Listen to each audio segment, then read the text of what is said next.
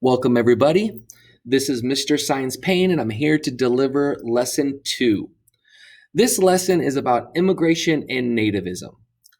The objective for this lesson is students will be able to describe how push and pull factors led to massive immigration during the Gilded Age, and how anti-immigrant nativism spread as a response to immigration into America. So this objective has two parts. Part one is really defining what push and pull factors are. Those are the reasons why people immigrated from other countries into America at this time. The second part of our objective is the response to immigration. How did white native-born Americans respond to new immigrants entering America at this time? So with that being said, let's go ahead and work our way through the lesson. So first, let's work on defining what push and pull factors are. So to start us off with, millions of immigrants entered the United States in the late 19th and early 20th century. Some came due to push factors in their homeland. These push factors are things like famine or religious persecution. So if you don't remember from world history what famine is when there is such a massive food shortage due to factors like droughts or even bad policy from a dictator. But famine is when there's massive food shortages that result in starvation. And so push factors are usually negative things that happen inside of someone's country that pushes them out of their country. So it isn't that they want to leave because I want to go to a better country. It's I have to leave because if I stay, there's bad things that could happen. I could starve. I could be thrown in jail because I'm the wrong religion. I could be thrown in jail or executed because I look or I act a certain way. So basically, push factors are reasons why people feel they have to leave because of safety and security. Others came to America because of pull factors like job opportunities or the idea of a better life. So pull factors are when people from outside of a country look and say, I want to go to that country because they have something better to offer me. It isn't because I fear for my life, or it isn't because I'm running out of food and my family isn't safe or secure. It's I want to go somewhere where there's something better. And so some people get pushed out of their country and some people get pulled out of their country to go find something better. And to be honest, sometimes there's a mixture of both.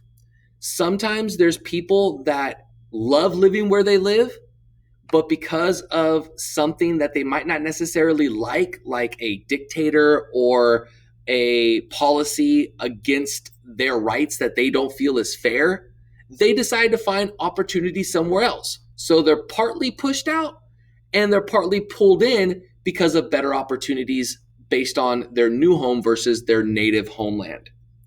So here's a visual to kind of break down push and pull factors.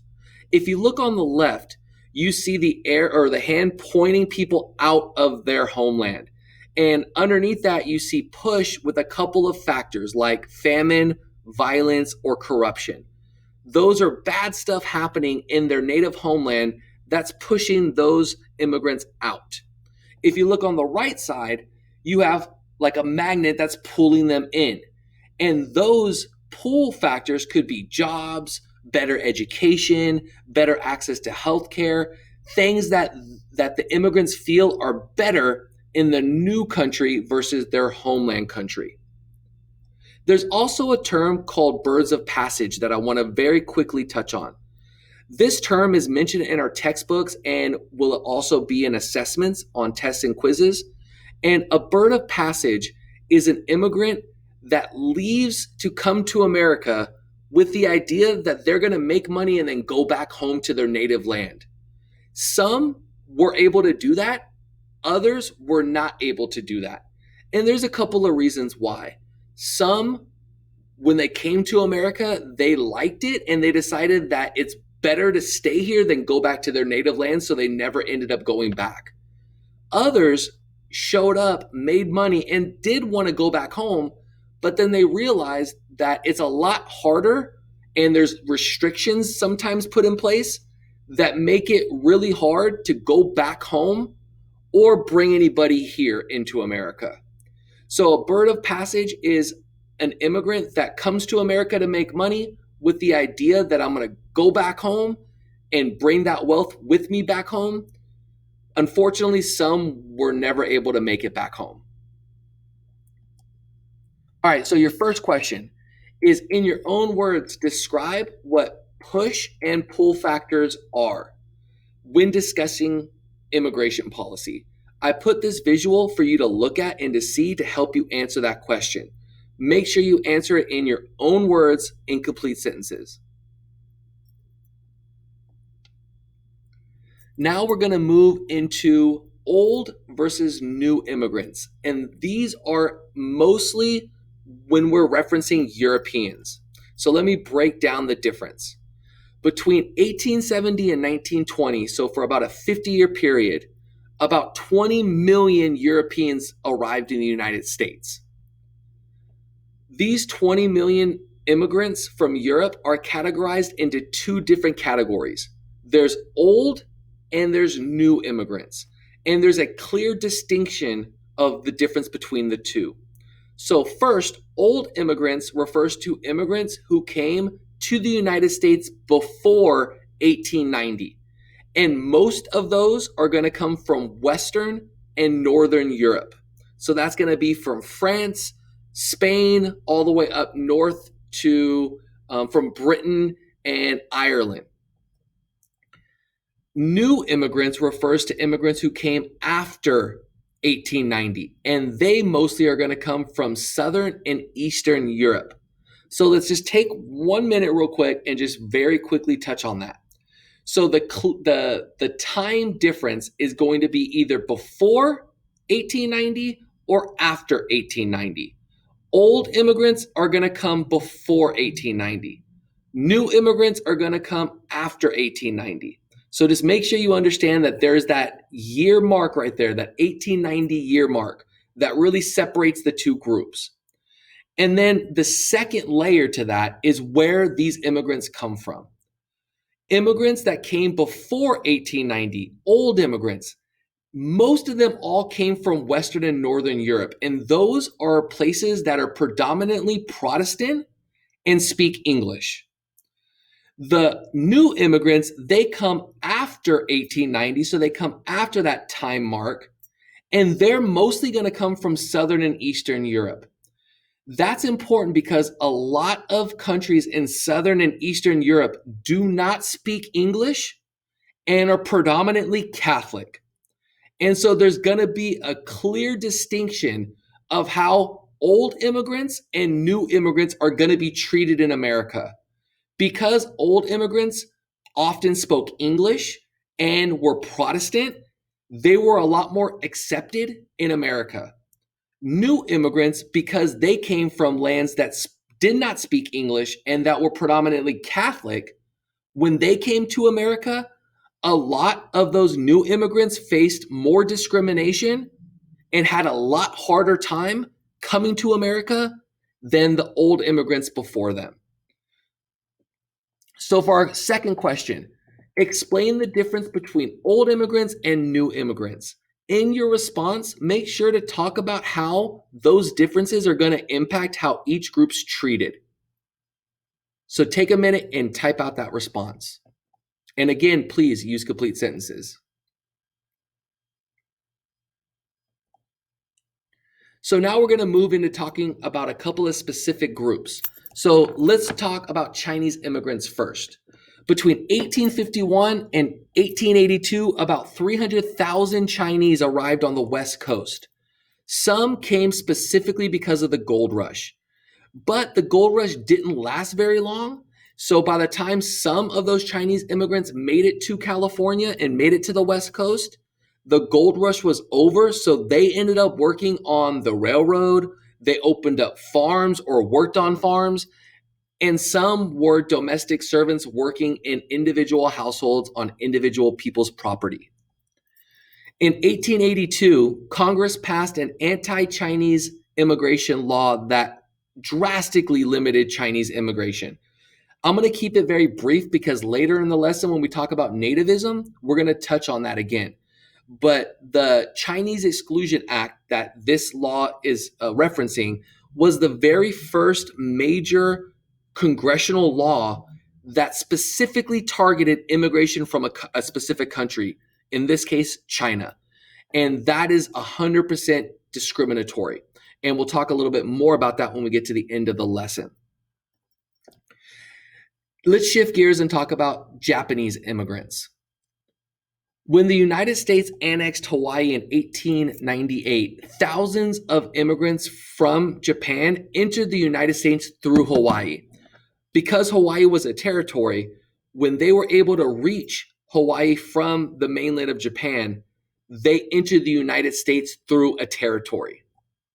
Many Japanese immigrants migrated from Hawaii into the mainland in the early 1900s. By 1920, over 200,000 Japanese lived in the West Coast, including a lot through the Central Valley where we currently live in now. And lastly, we're going to talk about the West Indies and Mexico. So between 1880 and 1920, about 260,000 immigrants arrived in eastern and southeastern United States from the West Indies. The West Indies are what we now call the Caribbean islands. So most of those immigrants from the West Indies came from either Jamaica, Cuba, Puerto Rico, or other islands. Mexicans too immigrated to the United States to find work and to flee the Mexican Revolution in the early 1900s, when the violent phase of the Mexican Revolution made Mexico a very violent place to live for a good decade or so in the early 1900s. About 700,000 Mexican immigrants arrived into the United States during the Gilded Age. So before I move on, I want to quickly touch base on Puerto Rico.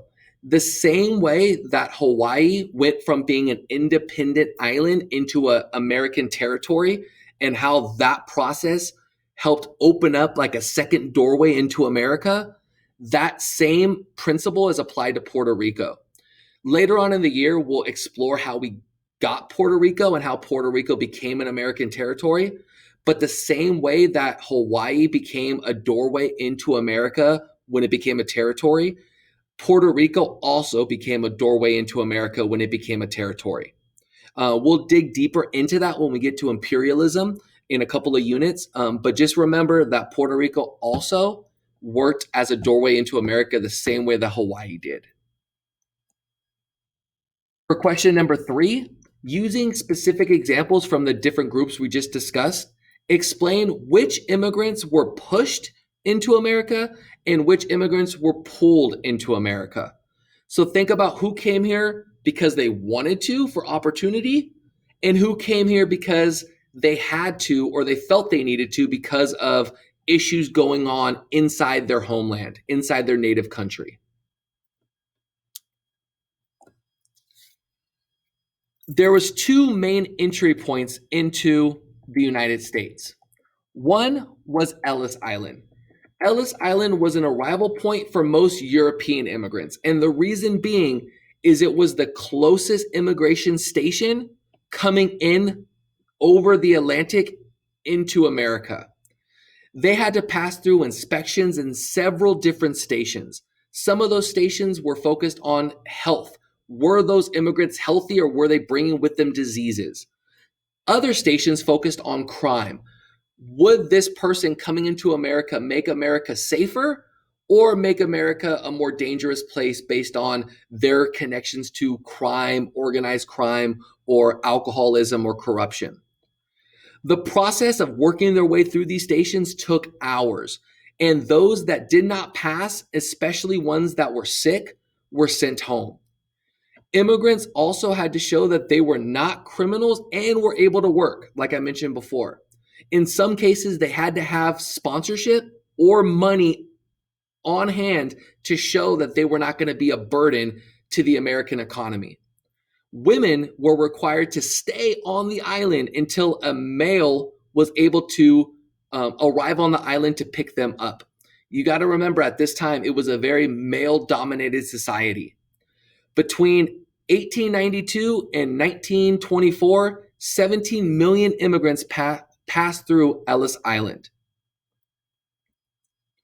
There was also a West Coast version of Ellis Island, and that was called Angel Island in San Francisco Bay. So predominantly, mostly Asians are going to go through Angel Island. And again, that's because of geography. If you're coming from China or you're coming across the Pacific from Japan, you're going to reach the West Coast when you get to the mainland of America.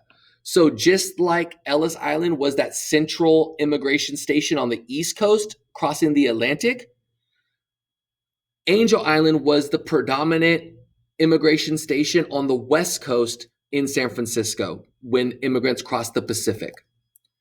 Processing was much harsher than Ellis Island, partly because immigrants that went into Angel Island had to go through a lot more tougher questioning, mostly because of racism and the idea that Asians were not as desired to come into our country as Europeans. The inspection process took a lot longer, and immigrants were forced to live in a lot more filthy conditions for longer periods of time on Angel Island than Ellis Island. If you ever get a chance, I strongly recommend going to Angel Island. If you make it to San Francisco, you could take a ferry right onto the island. And like you could see in that picture on the top right, that back building is now a museum where you could tour what it looked like and what it felt like to go through this process. And just the island itself is a beautiful place to travel and walk around in. I highly recommend it. It's only 90 miles away, and it's something that has a lot of historical value. Okay, so while some immigrants try to assimilate into American culture, others try to keep to themselves. So let me unpack what that means. Assimilation is the idea that immigrants, when they come to America, start to take on American characteristics. So that means they start to dress like Americans, they start to speak English like Americans, they start to even change their religion and their faith to fit more into American culture. Some did not mind doing that. They embraced the idea of remaking themselves under this American image. Some did not want to do that. Some cultures hold their traditions, their religion, their practices within their family very close to themselves. And so some did not want to change the way they look, did not want to change the way they pray. And so the easiest way for them to do that was to form ethnic communities like Chinatown, Little Italy, Jamaica, Queens, Little Haiti. So that's just a couple of examples of these ethnic enclaves, these ethnic communities where people were able to dress the way they wanted to dress. They were able to speak to each other in their native languages without facing as much discrimination or without worrying about white Americans not liking them. And so even to this day, if you make it to San Francisco or Los Angeles or the East Coast like New York or Chicago, there's all of those major cities have little ethnic communities like Chinatown and Little Italy that historically have been safe places for immigrants to live in and to operate in without having to feel like they have to assimilate into American culture. Attempting to keep their culture and becoming Americans, many started to call themselves Mexican American, Italian American, Jewish American. Even to this day, we add those hyphens to kind of play the middle. If I'm Mexican American, I'm taking pride in my Mexican and heritage, but also attaching that American part to it to distinguish myself as an American. So that's kind of a more modern way of merging assimilation with keeping parts of your culture. Some native-born Americans disliked immigrants from foreign countries because of their customs and their languages. And that's what's going to lead to the last part of our lesson on nativism, is how some people, some white Americans, did not like people speaking another language than English, did not like people praying a different way or having a different religion or a different set of customs and traditions.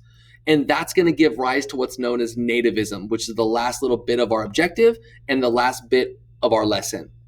So let's talk about that, the rise of nativism. As immigration increased, so did anti-immigrant feelings known as nativism. So by definition, nativism refers to favoring native-born Americans over immigrants. So let me just rephrase that one more time. Nativism is the idea that people that are born in America should get priority over people that immigrate into America. So an example of that would be if there is a job opening.